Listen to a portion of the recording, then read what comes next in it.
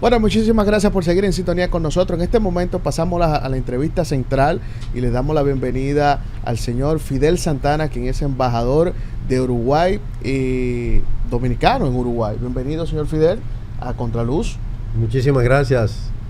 Es un honor para mí estar en este importantísimo programa con gente joven, y sé que se integra en unos minutos mi querido amigo Modesto también, así que para mí complacido de responder sus inquietudes, ¿no? Gracias por asistir a nuestra invitación y por compartir con nuestros queridos televidentes. Don Fidel, háblenos un poquito de cuál es su formación, cuáles son sus estudios y qué lo lleva a la diplomacia y a esa función tan importante en Uruguay. Muy bien, pues soy egresado de Sociología, licenciatura en Sociología de la Universidad Autónoma de Santo Domingo, maestría en Metodología de Investigación, con diplomado en Trabajo Social de Ryerson University de Canadá, un diplomado en Comercio Internacional de una de las universidades argentinas, que ahorita te puedo dar el nombre, pero ahora se me fue. Pero bien, estamos... Don Fidel, cuando el presidente Luis Abinader emite el decreto como embajador en Uruguay, ¿qué le pasó a usted por la cabeza en este momento? Que usted dijo, bueno, en Uruguay yo tengo tal reto. O que usted considera en el momento que dicen, en Uruguay nosotros tenemos tal reto que hay que asumir. Mire, decirte que en principio no estaba en mi horizonte de vida salir del país. La carrera diplomática. ¿Usted no negoció eso? No, de ninguna manera. Ah, ok. Cuando el presidente me lo propuso, inicialmente le dije que no. Que no es un presidente. Así mismo. Pero es guapo. Cuando volvió a planteármelo en un segundo momento, ahí le dije no le voy a decir que no dos veces, presidente, ¿verdad? Voy a consultar a mi familia y a mis compañeros. Sí. Y en esas condiciones acepté la propuesta de irme de embajador a Uruguay.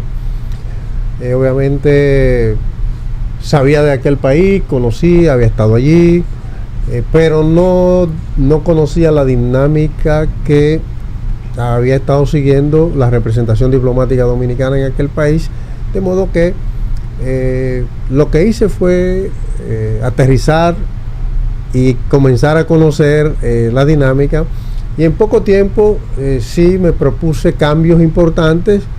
Primero, sacar del anonimato en que estaba la delegación diplomática dominicana, tener mucho más presencia en todas las actividades cotidianas que ahí se dan, incluso trasladar la embajada, alquilar otro inmueble en otras condiciones, ¿verdad?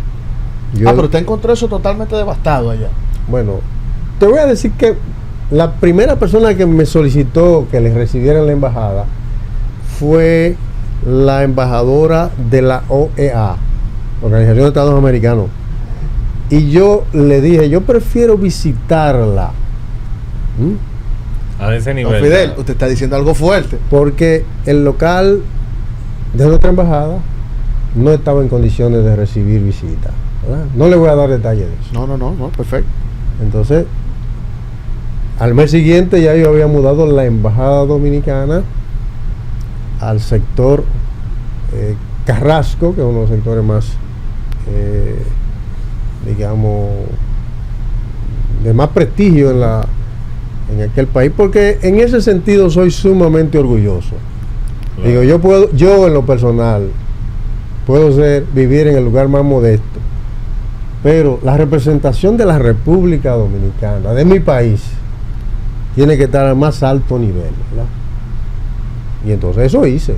Usted hoy puede ir a la embajada dominicana en Carrasco y se va a encontrar con un espacio elegante, cómodo, con todas las condiciones para recibir visitas, para atender a la diáspora dominicana, que en el espacio anterior lo que me contaba es que lo recibían en la verja a los dominicanos. Sí, le estoy diciendo cosas, ¿verdad?, que fueron totalmente transformadas en la misión dominicana, ¿verdad? Don Fidel, y en esa misma línea le quería preguntar cuántos dominicanos residen allá, cuál es la importancia o el vínculo comercial más relevante que usted ha encontrado entre estas dos naciones, Uruguay y República Dominicana. Mire, nosotros tenemos una diáspora de entre 4 y 5 mil dominicanos. Varía porque los dominicanos usan aquel país como especie de trampolín para moverse a otros lugares en la región, o hacia Norteamérica o hacia Europa. Okay. Y además está entrando permanentemente una corriente de migrantes irregulares, dominicanos y de otras latitudes, que entran fundamentalmente por Brasil, que no exige visado. La gente se va de paseo a Brasil y de ahí se cruza a algunas ciudades fronterizas que no tienen realmente ningún tipo de limitación fronteriza, porque usted se va a Rivera, es una ciudad uruguaya que la divide de Santana do Libramiento una calle. Usted está del lado brasileño y cruzó esa calle y está en Uruguay. Don Fidel, algo que sí me gustaría saber, y sé que a todos los amigos televidentes, y es ¿qué se ha logrado desde la embajada a nivel comercial con Uruguay? ¿Cuáles logros hemos obtenido en el tiempo que usted tiene como embajador allá? Fíjese, cuando llegué, y el intercambio comercial entre los dos países era muy modesto y sigue siéndolo, aunque hemos logrado aumentar el comercio. Nosotros encontramos un intercambio de alrededor de $50 millones entre las dos naciones, de los cuales la República Dominicana apenas colocaba 5 millones. Los otros 45 venían de Uruguay a República Dominicana. Ya el año antepasado nosotros estábamos colocando 7 millones y ya el año pasado colocamos $14.900.000, ¿verdad? Okay. Es decir, 300%. Es decir, que se ha ido moviendo la balanza comercial, y aunque sigue siendo desfavorable a República Dominicana, pero va aumentando la cantidad de artículos que estamos colocando allá. ¿Cuáles son los rubros que se manda y que se recibe? Mira, mayormente los uruguayos están enviándonos medicamentos, algún tipo de alimentos, pero mayormente su balanza es tan favorable porque nos venden muchos medicamentos, tienen muy buenos laboratorios, y eso obviamente le da una balanza comercial muy favorable. Nosotros estamos colocando materiales médicos, equipamientos médicos y algunos alimentos también, ¿no?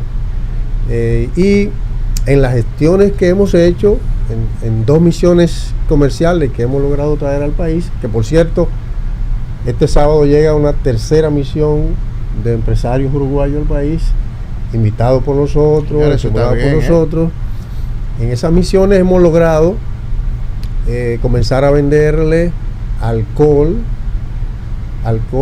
la empresa Alcoholes Finos nos recibió allí, llevamos unos empresarios, ya están comprando alcoholes a esa empresa, se está llevando rones dominicanos.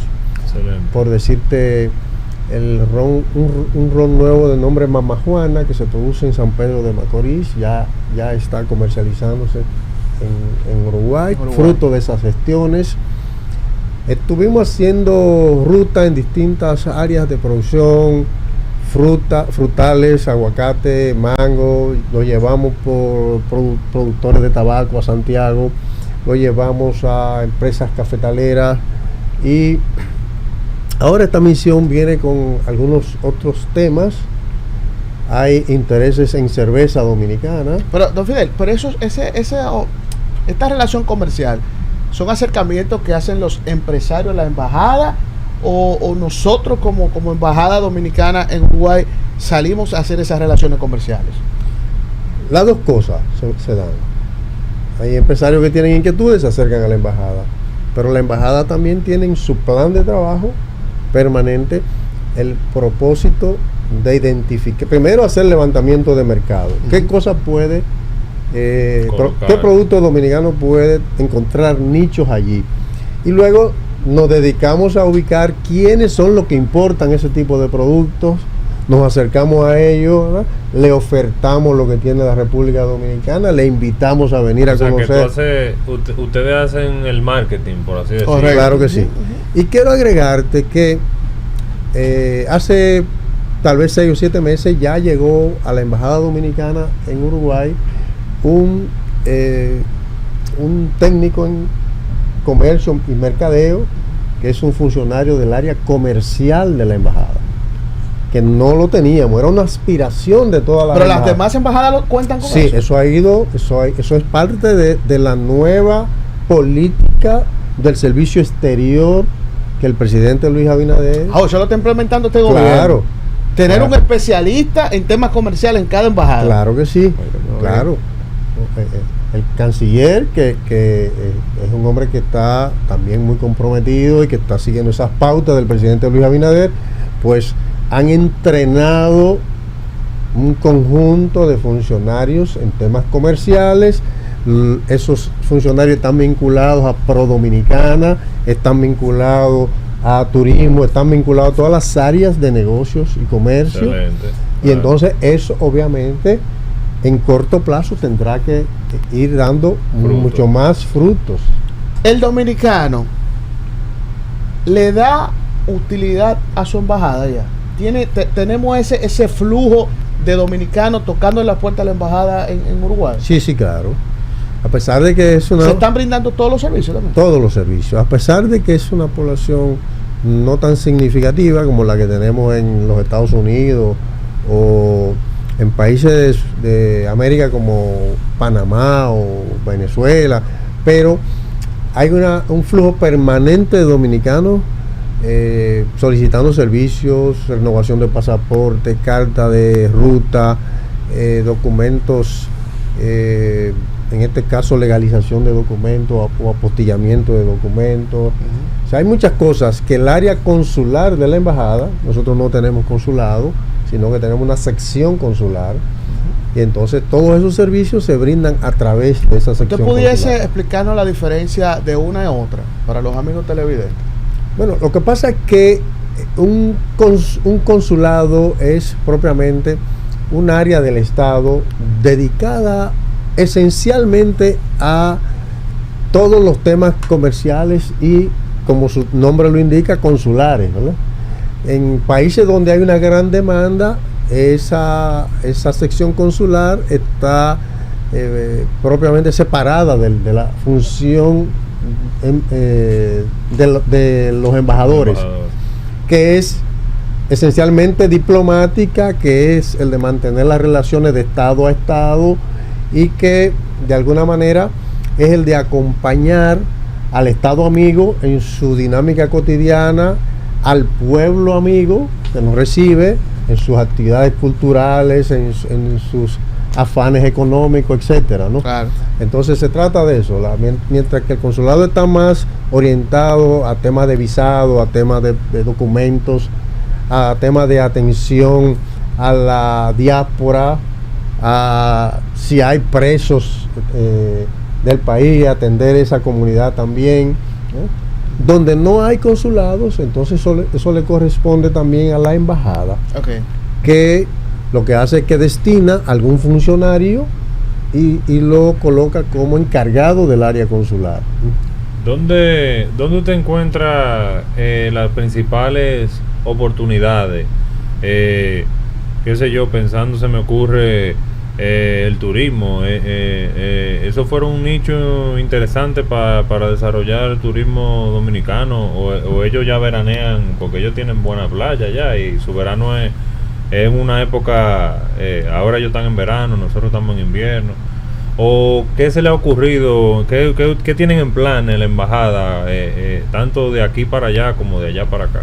Mira, ya los uruguayos están visitando República Dominicana.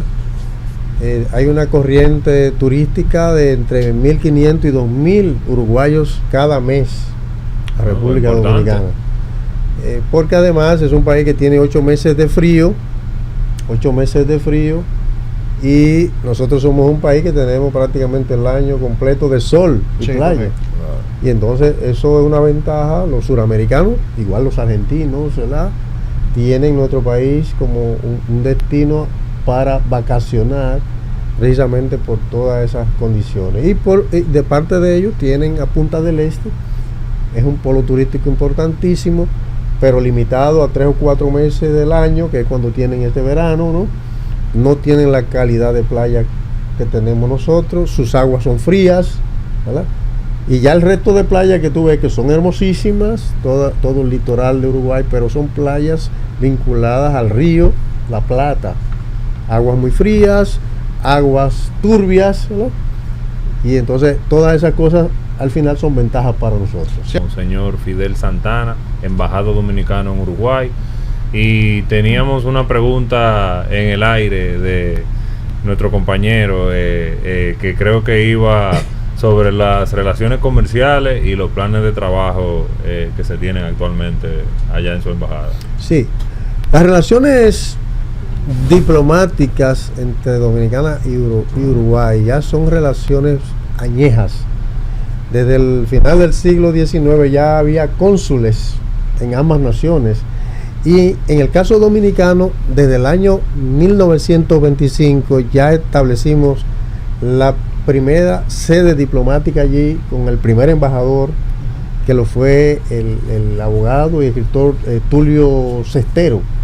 Es decir, que el año próximo estaremos cumpliendo 100 años de forjar los vínculos diplomáticos entre las dos naciones, que han sido siempre muy buenas. Ahora, los vínculos comerciales no han sido tan prósperos, no ha habido un intercambio tan fluido en el plano comercial, sobre todo porque Uruguay ha tenido su economía orientada hacia Europa y su entorno cercano, Brasil, Argentina, y nosotros hemos tenido más orientado nuestro propósito económico hacia Norteamérica. Estamos en intereses desviados. Claro, ahora ambos países vamos descubriendo que sí tenemos nichos económicos y comerciales que perfectamente pueden ser explotados y potenciados.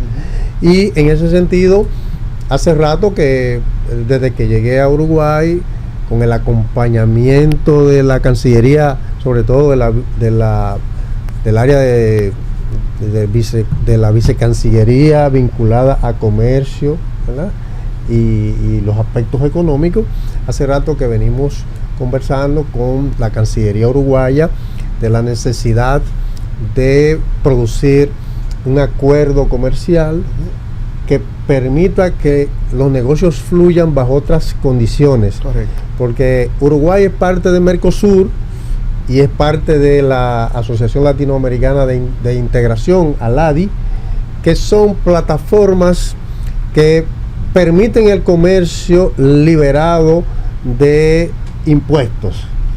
Y entonces cuando los productos dominicanos llegan allí, que no son parte de esas plataformas comerciales, tienen el gravamen de un 20%, y eso hace que, no quita la competitividad, que seamos claro, poco competitivos, ¿verdad? claro. Le pongo el ejemplo de Cuba, que tiene menos competitividad que nosotros a nivel productivo. Sin embargo, sus tabacos entran allí con 20% menos que el de nosotros, ¿verdad? Sí. Porque no están grabados, porque ellos están integrados en ALADI, ¿verdad? Claro. Entonces nosotros necesitamos avanzar hacia o integrarnos a alguna de estas plataformas de integración comercial de la región, o avanzar hacia un acuerdo bilateral. Pero ya Romper está esa dentro pero ya está dentro de los planes de trabajo del embajador. Sí, claro que sí. No solo está dentro de los planes, ya lo hemos conversado con Cancillería uruguaya, hemos estado en conversación con Cancillería dominicana. Hay de alguna manera algunos temas avanzados. Tiene que producirse unos encuentros de algunas comisiones que se han creado para ir avanzando en esos temas, pero sí eso está caminando, ¿verdad? Recuerda que quedamos con la otra pregunta, Diego, de los planes. de los planes y de trabajo que usted llevó cuando fue designado como embajador, y también ahí que cuáles se han podido cumplir y cuáles todavía están en agenda. Mira, hay entre el plan operativo anual que... ¿Ustedes hacen POA? Sí, claro. Oh. Claro que sí. El plan operativo Está anual organizado. integra un conjunto de actividades ordinarias. Por ponerte un ejemplo, es ordinario la conmemoración de la independencia nacional. Es decir, cada año hay que agotar eso sí o sí unos programas para recordar el aniversario de la independencia.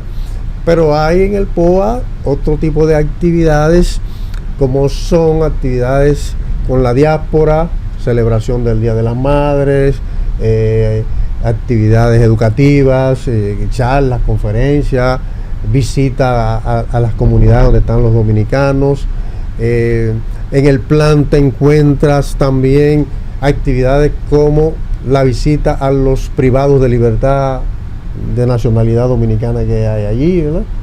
La embajada a esas personas. No, espérese, y me disculpan hasta los amigos televidentes, ¿qué le ofrecen ustedes a esos privados de libertad allí? Bueno, por suerte son... No es que vamos a dejar en el aire, sí, pero... Por suerte hay pocos privados de libertad allí, entre 15, ahora llegó uno hace poco, un deportado, pero entre 15 y 17 privados de libertad tenemos allí, okay, de nacionalidad dominicana. ¿De qué se ocupa la embajada? Y por eso es parte de su plan operativo anual. Es que cada 3 meses una funcionaria de la embajada que tiene esa tarea visita a estas personas, conversa con ellos, se le presta auxilio en algunos temas, por ejemplo, de útiles de aseo. Si falta abrigo, si a alguien le falta se le presta algún apoyo en este sentido, ¿verdad? Sí. Se está pendiente de que estas personas están siendo tratadas adecuadamente, que no se le están vulnerando sus derechos, ¿verdad? Uh-huh. Ese es el tipo de trabajo que realizan las embajadas con relación a estas situaciones en las que están dominicanos allí. Pues entre las cosas, y yo le traje a Modesto, por ejemplo, esto fue parte del plan operativo del año pasado. Oh, pero qué chulo. Este es un sello conmemorativo, el hermano Mirabal, de las hermanas Mirabal, que se hizo como gestión de la embajada a propósito del Día Internacional de la No Violencia contra la Mujer, ¿verdad? Correcto. Entonces, el año pasado realizamos también un seminario con el tema de la no violencia contra la mujer. Estuvimos realizando también algún foro sobre comercio. Estuvimos dando los primeros pasos para la constitución de lo que sería la Cámara de Comercio Uruguayo-Dominicana. Ya hemos hecho reuniones con la Cámara de Comercio Uruguaya. Ya estamos identificando quiénes son los empresarios que compran o venden cosas con República Dominicana. Hemos hecho contacto con esos empresarios y el próximo paso es reunirlo para crear una cámara de comercio y poder dar seguimiento a los temas comerciales, ¿no? Claro. Entre otras cosas, hemos develado bustos allí de Juan Pablo Duarte. Pero usted ha desarrollado una agenda impecable. Hemos estado haciendo muchas cosas activas, permanentemente. Sí. Continuando con la entrevista con el distinguido embajador diplomático, político, don Fidel Ernesto Santana, es interesante tenerlo aquí por lo que acumula en una persona que tiene una vida tan activa políticamente. ¿Cómo comenzó? ¿Su familia era política? Mi padre desde muy joven fue militante de la Juventud del 14 de junio y como parte de un hombre que vino del campo, siendo un campesino casi analfabeto, vino a la ciudad en búsqueda de oportunidades. Se puso a estudiar, logró incluso ingresar a la universidad a estudiar educación y en ese tránsito en que cae la dictadura, mi padre se vincula a esos, digamos, estímulos juveniles, se vincula a la GKJ, Juventud del 14 de junio, y como parte de eso, ya en el 65 es parte de la resistencia armada del pueblo, fue combatiente en la guerra de abril. En medio de esa contienda nacía yo, es decir, el 2 de mayo del 65, cuando mi padre estaba en las trincheras, estaba naciendo yo en la clínica San Aquino, ahí mismo en la zona que estaba impactada por la misma guerra. Bueno, era de la poca clínica que había, ¿no? Exactamente, sí. Entonces, crecí influenciado por la vida política de izquierda de mi padre, y mi casa era refugio de perseguidos o de izquierdistas. De niño recuerdo que me decían, si tocan la puerta, métase abajo de la cama, ¿verdad? Porque había miedo, era una situación. Y entonces, a muy temprana edad también, mi padre me ponía a leer. Comencé a leer sobre Juan Pablo Duarte y sobre una serie de héroes, y eso me fue orientando. Y ya desde los 11 años comienzo mi militancia. Pero tú fuiste un líder estudiantil en sí. la UAS. Y en secundaria. Motivaba la pasión. ¿Qué diferencia hay entre esa proactividad política juvenil de esa época a la actual? Sí, muchísima. La pasión motivaba mucho, había mucha pasión. Había mucha pasión, te diría que sí, mucha ilusión, muchos sueños. Había también mucha inexperiencia. Y los jóvenes... Y cuando tú llegaste a la UAS, ya tú eras un dirigente estudiantil. Sí, claro. Yo empecé en el movimiento estudiantil a la edad de 11 años, wow, en el Liceo Unión Panamericana. Ya. En el FEFLAS, después formé parte del FELABEL, llegué a ser el principal líder del FELABEL en el Liceo Unión Panamericana, y ya cuando entro a la universidad, ya venía con una experiencia. Soy el principal líder del FELABEL en el colegio universitario y luego en la Facultad de Ciencias Económicas y Sociales. Después fui miembro del comité ejecutivo de la Federación de Estudiantes Dominicanos. Es decir que fue una carrera interesante. Pero primaba la pasión. Sin duda que sí, que había mucha pasión, pero también había mucha racionalidad, porque había mucho pensamiento de por medio. Sí. Lo que te diría... Había escuela. Sí, claro.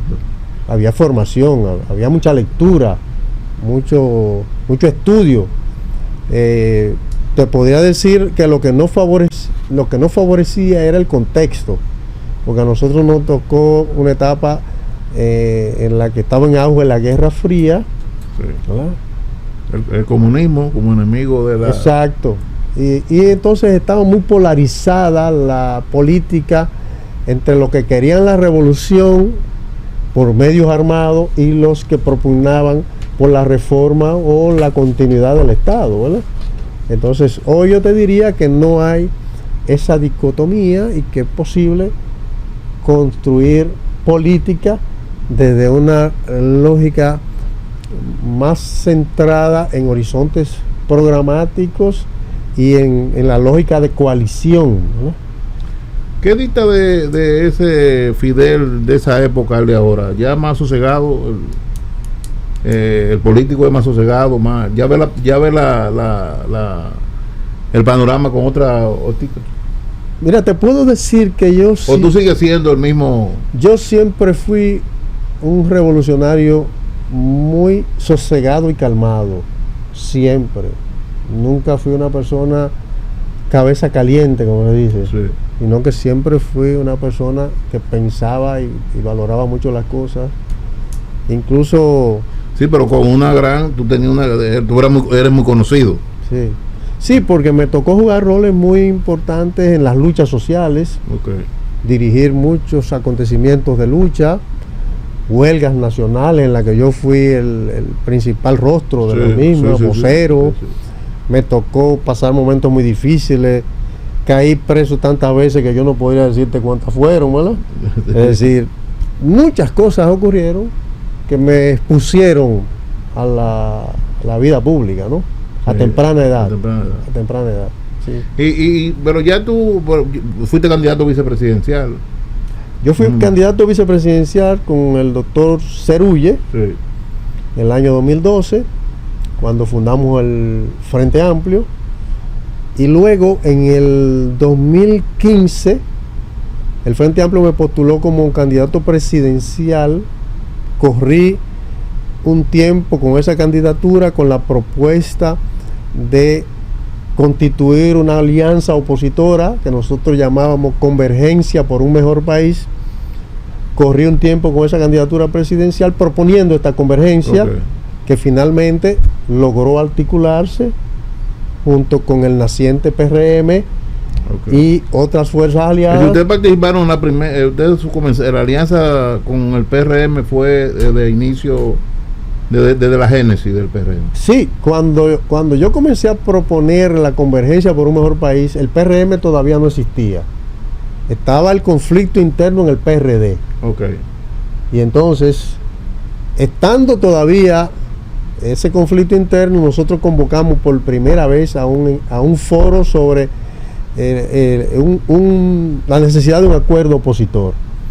Y recuerdo que asistió doña Milagro, estuvo Hipólito Mejía, tuvieron varios líderes de ellos, pero todavía el PRM no existía, Era, ¿no? era PRD. Exacto.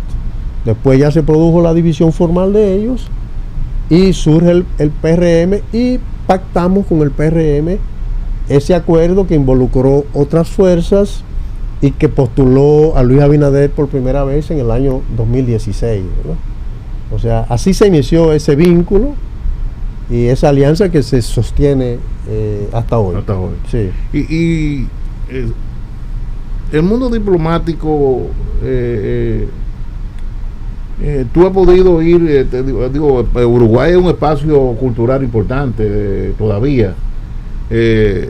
Tú has podido, te ha servido para tú fortalecer tu acervo intelectual. Sin duda que sí. Uruguay es un país con una trayectoria cultural, como tú dices, muy arraigada. Y lo puedes ver en indicadores muy simples. Tú encuentras librerías en Uruguay por todos los rincones, en la ciudad y en el interior. Y librería café, o sea, no necesariamente tienes que comprar los libros. Tú vas y te sientas ahí con un libro y a leer. Tú en todas las plazas comerciales encuentras librerías, ¿verdad? Es decir, es un país que está atravesado por una cultura de la lectura, además con un gran aporte de escritores importantísimos, la literatura mundial, ¿no? Sí. Tú encuentras a Benedetti, tú encuentras a Galeano, Sí. tú encuentras a Onetti, cualquier cantidad de Sí. grandes escritores. Estaba ahí. Y entonces, sin lugar a duda que es un espacio para crecer intelectualmente, además de toda su tradición en las artes en general, la música, el teatro, que es realmente, este es un país en donde hay mucha riqueza en esas expresiones del arte. Sí. Y entonces sí, y por otro lado está la propia tradición democrática de este país, aunque tuvo un periodo breve de dictadura en los años 70, pero es un país con una larga tradición democrática que te ayuda también a forjar otra visión de las luchas políticas, en la que no hay una carnicería contra el opositor, ¿verdad? Se disputan ideas, Exactamente. pero no hay una apuesta a hundir el barco, ¿verdad? Okay. Y entonces eso tiene Uruguay de interesante, ¿sí? Y continuó, antes de entrar, yo veo un sobre ahí que me llama la atención. Sí, traje esto precisamente para ti, ¿eh? Es un sello conmemorativo, es un sello que logramos que el correo uruguayo editara ahora en noviembre, a propósito de de conmemorarse el Día Internacional de la No Violencia contra la Mujer. Y como ese día, esa fecha fue asumida precisamente tomando como punto de partida el 25 de noviembre, la fecha en que fueron asesinadas las hermanas Mirabal, entonces logramos que para este aniversario, que la embajada preparó un programa de actividades que incluyó incluso un panel importante que realizamos allí sobre esta problemática de las hermanas Mirabal y todas estas cosas. Entonces logramos que el correo no es tan fácil lograr eso. Sí. Para ti realmente me ha impresionado. Este es un sello que tiene, además, es un sello de colección, como tú podrás ver. Tiene el estampado el matasello, ¿verdad? Sí. Y entonces es el sello de lo que se le llama los sellos sobre de primer día. Claro. Sí, que se dan cuando se hace la emisión. Como yo sé que usted ha sido un hombre vinculado al tema de correo, y a la filatelia. Le traje ese ejemplar de colección. Gracias.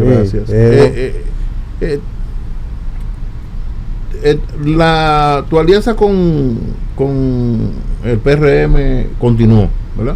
Sí, estamos actualmente formando parte de la coalición. Sí. Yo he fundado un nuevo partido político que se llama Misión Amplia Alianza Sociopolítica, cuya sigla es MAS.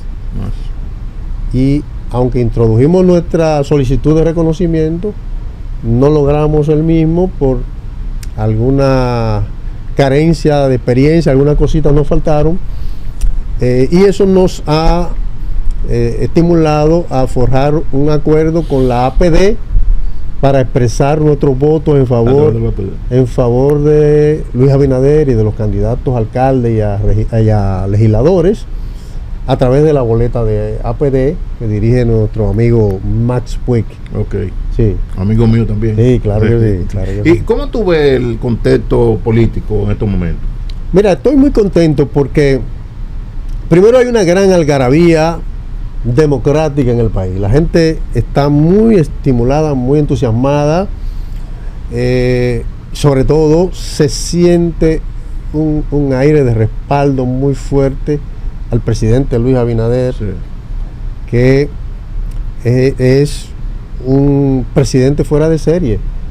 Casi a 4 años de gobierno no registra descenso en la popularidad, en el apoyo. Algo que llama la atención poderosamente. Llama la atención. Al contrario, va acumulando. Y hoy las encuestas dicen que pudiera ganar mínimo con un 58% y pudiera incluso rebasar el 62-63%. Fuera de serie, que haya logrado incluso aglutinar una coalición de más de 20 partidos que hoy lo postulan. Creo que la coalición 22. Creo que la coalición más grande que se haya conformado. No hay precedente. Y mira que Peña Gómez en su momento hizo importantes coaliciones, el Acuerdo Santiago allá, y luego el Acuerdo de Santo Domingo. El Acuerdo de Santiago fue de los primeros intentos de coalición, los primeros ejemplos de coalición en el país. Sí. Muy no se estilaba. No logró cuajar el proyecto, pero fue un gran intento. Luego vino el Acuerdo de Santo Domingo, que fue también un empujón importante, y ahora esta coalición que se formó por el cambio y que trajo al presidente Luis Abinader y que ha tenido un ejercicio de gobierno sumamente interesante porque llegó en un contexto muy adverso, una pandemia, la economía global en crisis, una carestía terrible por todos los lados.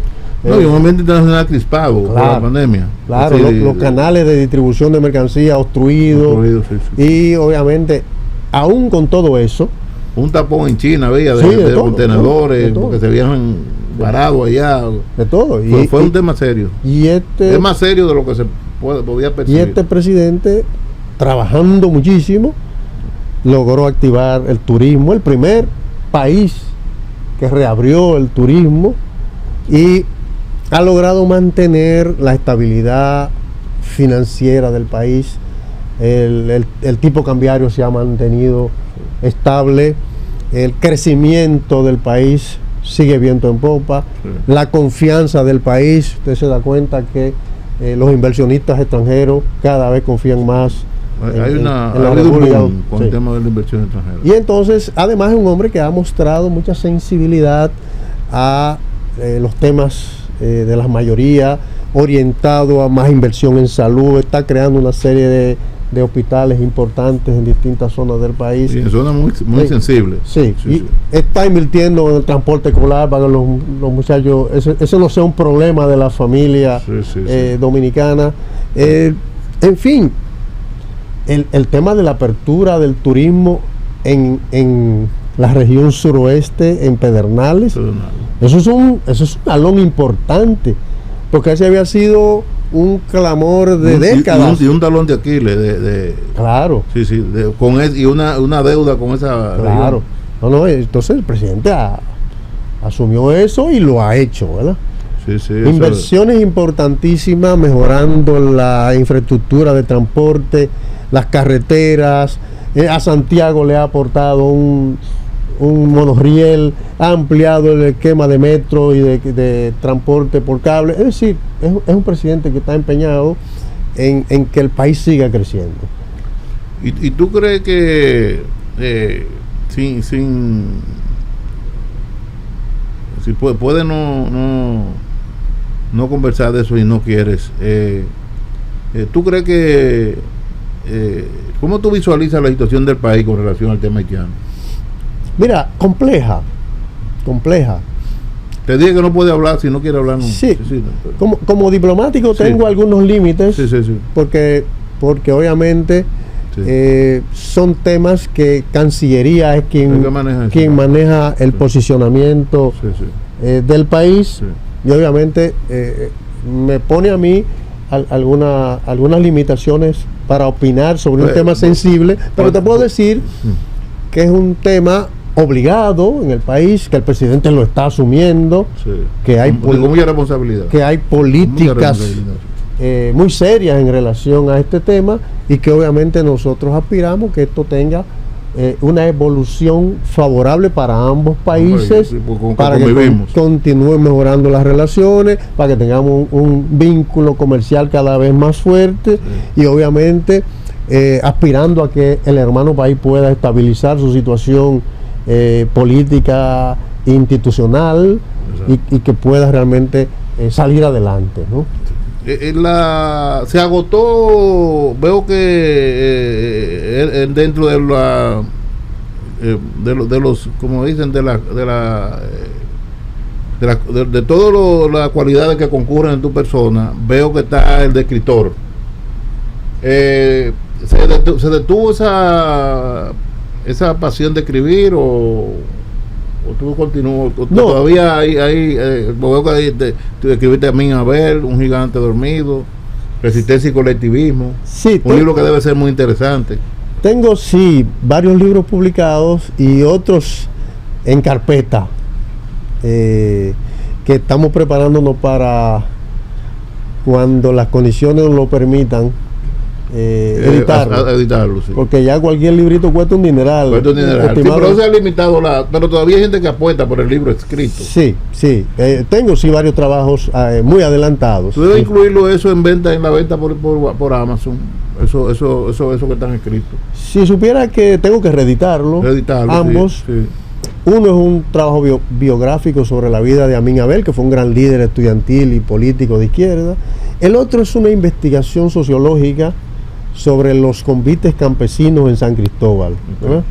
Es un aporte, recogimos allí un conjunto de aspectos culturales, históricos, económicos, y entonces produjimos un documento que puede servir para que esa tradición asociativa de los campesinos dominicanos no termine, no desaparezca, ¿verdad? Por lo menos quede rastro de lo que hacían nuestros abuelos y nuestros padres en los campos, que se reunían para trabajar juntos, los conucos y las cosas, ¿no? ¿Satisfecho de tu trayectoria? Sí, aunque no conforme. Yo creo que hay que hacer más cosas por el país, ¿verdad? Sí. Y entonces quiero seguir, mientras las fuerzas me lo permitan, contribuyendo al propósito de un país mejor. Un mensaje final Exhortar la a la ciudadanía. gente, y sobre todo a la juventud, a alimentarse de la historia, del ejemplo, de las luchas de los grandes hombres y mujeres que han construido este país para afrontar los desafíos que tiene por delante la patria, que son de otra característica. Por ejemplo, hoy un gran desafío es recuperar el medio ambiente, ¿verdad? La viabilidad medioambiental. Hoy un desafío es el fortalecimiento de la democracia. Hoy un desafío es cualificar la democracia, agregar instrumentos para que la gente pueda participar, como es el referéndum, que está en la Constitución, pero que todavía no se ha reglamentado, ¿no? O sea, hay una serie de desafíos que exhorto a los jóvenes que lo asuman. Pues nosotros nos sentimos muy agradecidos de tu presencia aquí y la rapidez con que respondiste a nuestra invitación. Siempre a sus órdenes. Esperamos que antes de marchar, de irte, de volver a tu trabajo, vuelva a estar con nosotros. Claro que sí, con muchísimo gusto. Y muy honrado con tu presencia. Gracias, Modesto. Muy buenas noches, amigos televidentes.